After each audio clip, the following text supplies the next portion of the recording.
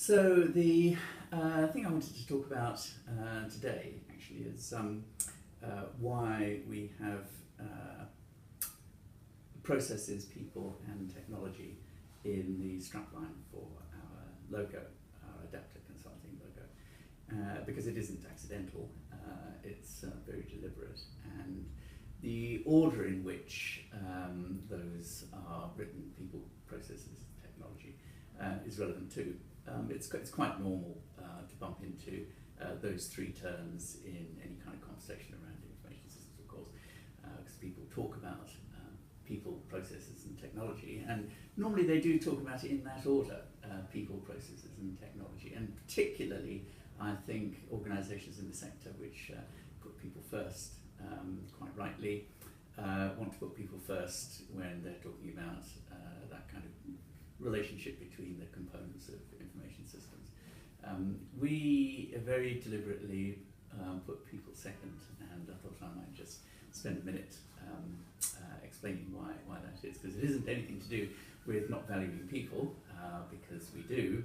It has everything though to do with the order in which, from our experience, it's best to think about information systems and technology. So imagining a kind of hierarchy, I guess, where you might have organisational aims and priorities at the top of the tree, and thinking about what it is that delivers those. Well, the thing that doesn't deliver those, of course, is technology. Technology doesn't actually achieve organisational aims and objectives on its own at all. That's why it's very difficult to evaluate information systems out of context. It needs other components. You need the other two things, those processes and those people in there. Because actually, it's processes that, I would argue, achieve organisational aims and priorities. It's the things that organisations do that help them achieve their strategic aims. So the next thing down, as it were, from the top of the tree in terms of the hierarchy, what it is that actually gets an organisation where it wants to be is business processes or the ways of working or what it is that people do. And it's the role of people and technology is to deliver that. So it's people in their roles with their responsibilities that get the work done, that carry out the processes that achieve the objectives. And the role of technology is to support people in achieving that, and sometimes to do some things directly in an automated way, but generally speaking to support people in their roles carrying out those processes.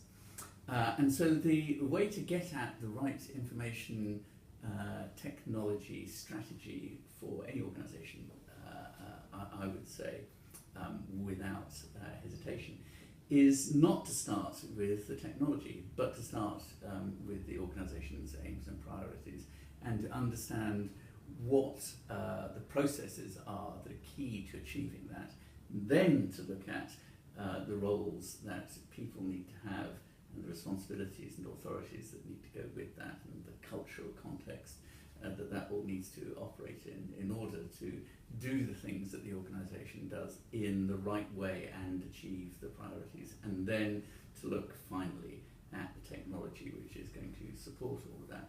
So that's the reason that we have our strapline in that order. That's the reason we have processes, people and technology, because that's the order in which we believe organisations can think best about getting to the right answers about information systems for their organisation.